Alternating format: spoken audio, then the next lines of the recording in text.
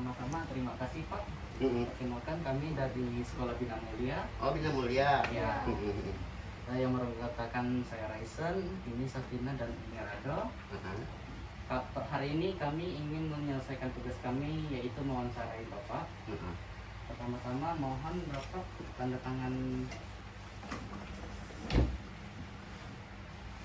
di sini dengan nama lengkapnya. Nanti kami yang isi tanggalnya aja. Oh iya.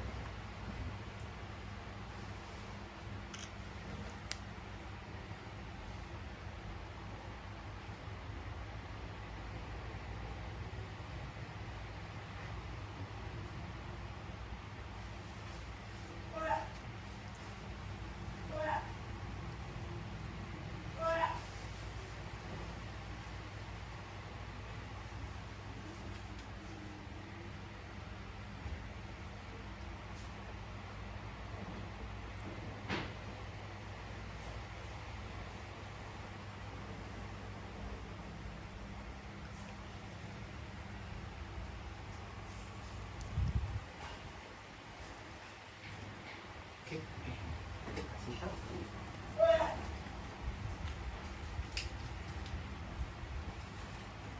kami akan mulai wawancaranya. Oh iya. Oke. Masih ada lagi yang mau diisi? Nanti kan masih ada. Oke. Nama berapa? Oke, umur, kalau boleh tanya umur Bapak berapa? Ini pertanyaannya kami akan tanya informasi pribadi dulu ya. Oh iya. Pertama, umur Bapak sekarang umur berapa? Umurnya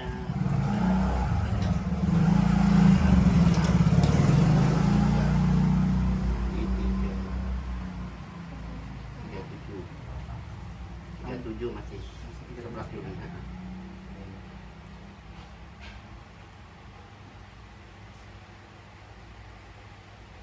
Pekerjaan Wira swasta. wira swasta ya.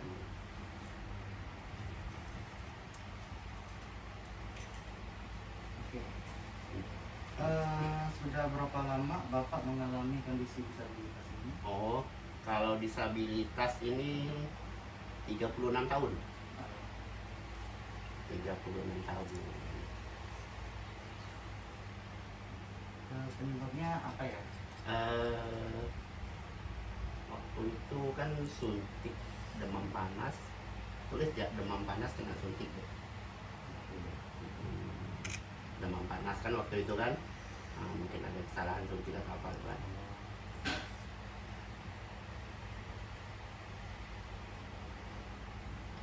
Bisa di dalam kurung polio boleh juga.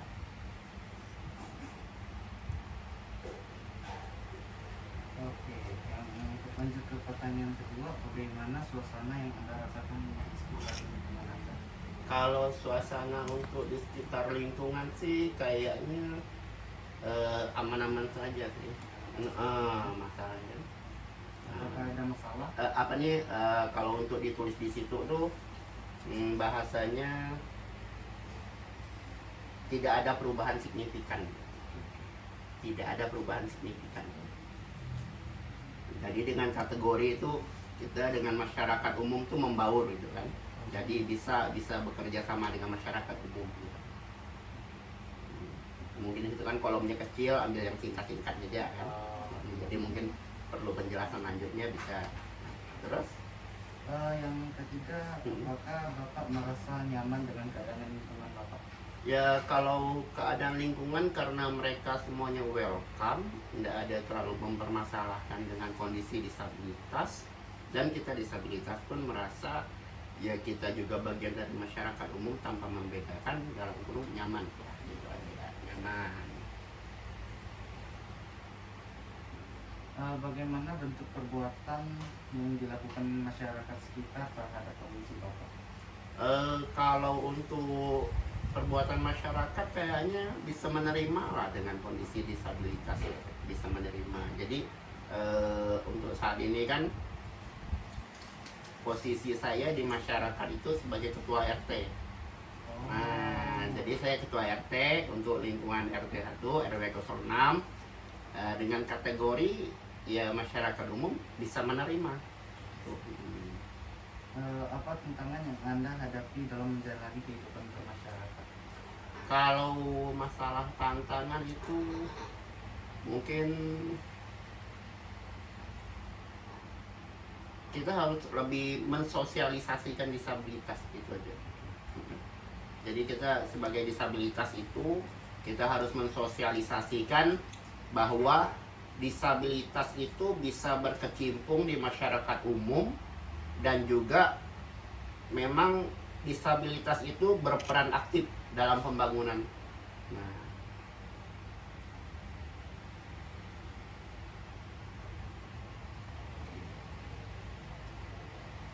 Sudah berapa lama Bapak bekerja di Rasosa? kalau untuk organisasi sosial maksudnya. Ya. Kalau untuk organisasi sosial disabilitas itu memang baru sih, baru dari tahun 2019. Tetapi kalau untuk dalam keorganisasian disabilitas itu sebelumnya kita udah mulai dari tahun 2011. Jadi di 2011 itu kita tergabung di organisasi disabilitas di bidang keolahragaan terlebih dahulu.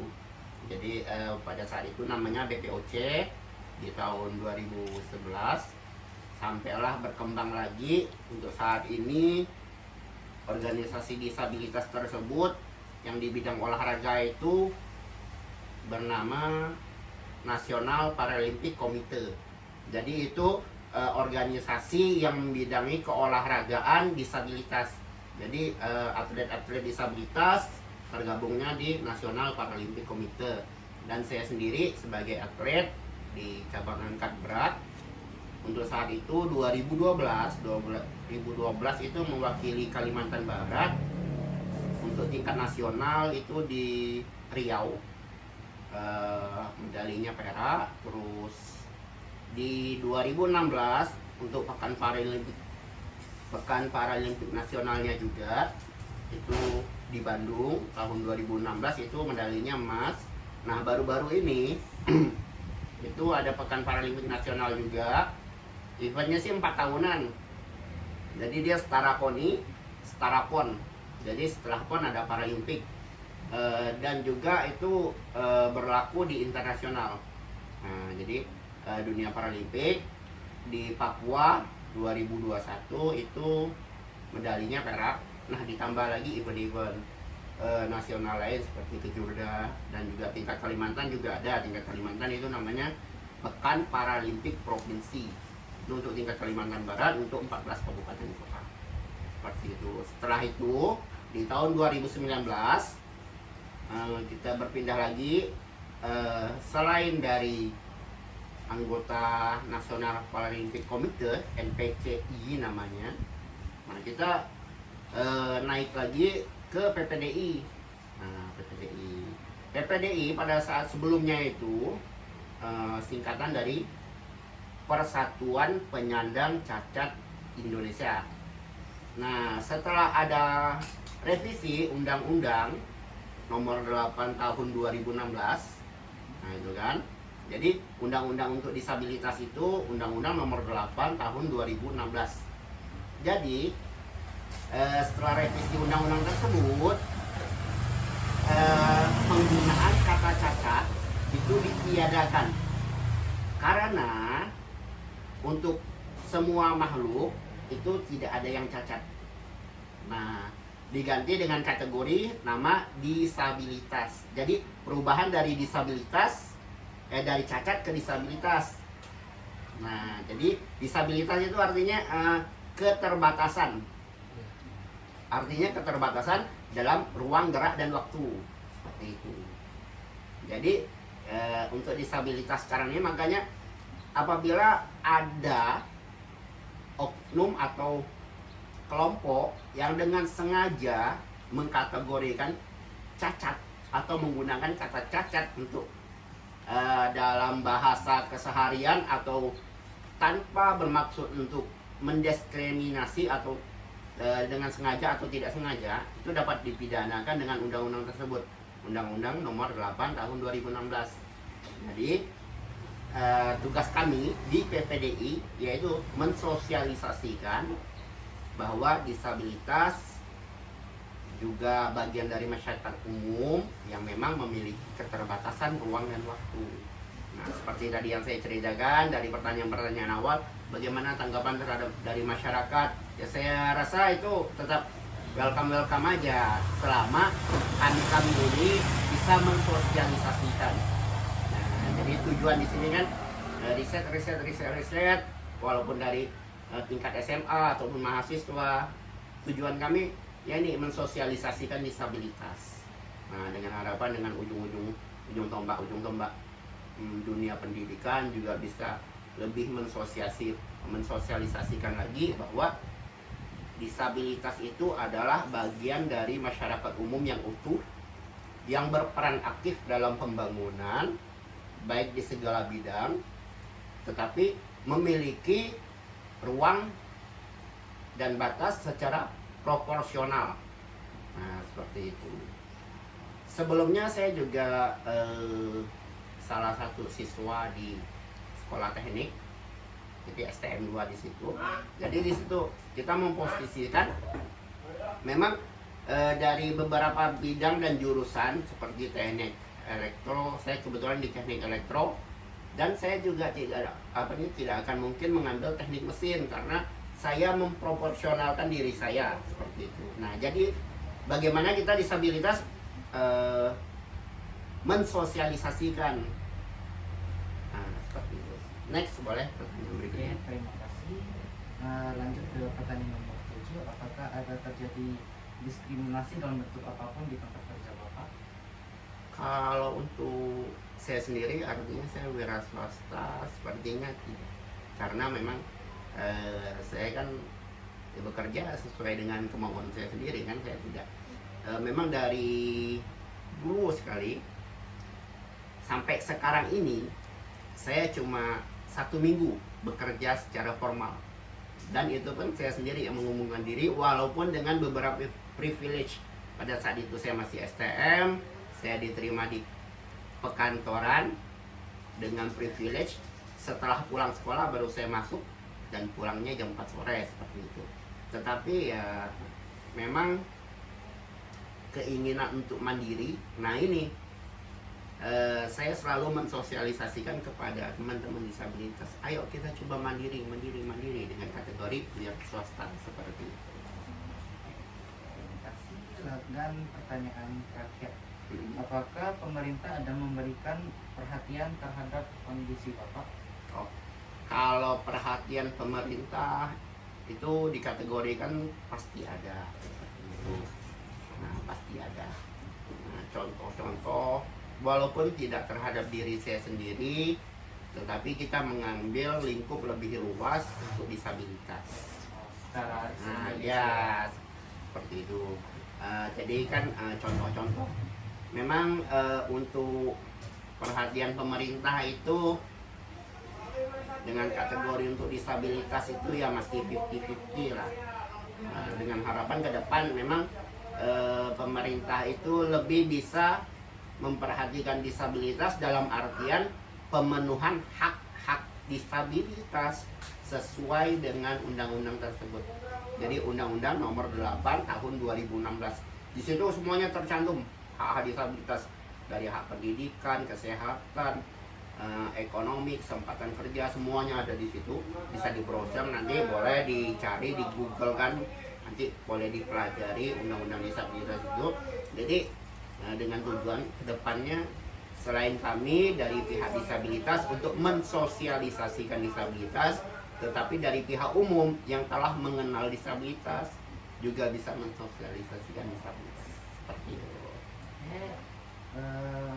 Itu saja dari pertanyaan kami. Mohon maaf jika ada pertanyaan yang menyinggung Bapak. Terima kasih atas kesempatannya. Terima kasih Pak. Ya, terima kasih. Nggak apa-apa. Jadi ya itu kedepannya nanti kan, ini 1, 2, 3 orang nih kan. Nah kan sudah tahu nih, oh begini loh dunia disabilitas. Gambaran minimalnya. Nah, jadi kan dengan harapan kedepannya begitu ada kata-kata tentang disabilitas minimal, paling minimal, begitu ada orang bilang cacat, oh maaf Pak Bu, untuk sekarang ini kata cacat itu telah diganti berdasarkan ini.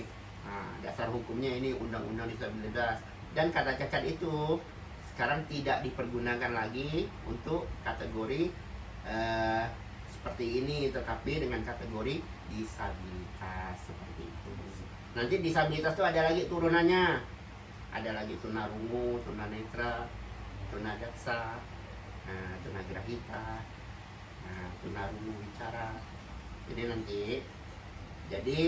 sekarang saya tanya dulu, kategori saya tahu nggak? Enggak kan? Nah, jadi seperti itu. Jadi nanti bisa di browsing lagi berdasarkan undang-undangnya, terus kategori disabilitasnya. Jadi gambaran secara dasarnya saya kategorinya tunadaksa. Jadi ada ngeliat menggunakan, saya gunakan tongkat seperti ini. Jadi maaf Bapak Ibu, untuk kategori seperti ini namanya tunadaksa. Nah, ya, seperti itu. Nanti silakan cari kategori berikutnya, ada tunawicaranya, tunarungunya, ada tunarungu wicara, tunanetra. Terima kasih Pak. Terima kasih atas informasinya Pak. Iya. Terus ya Pak. Iya, Terima kasih Pak. iya. Jadi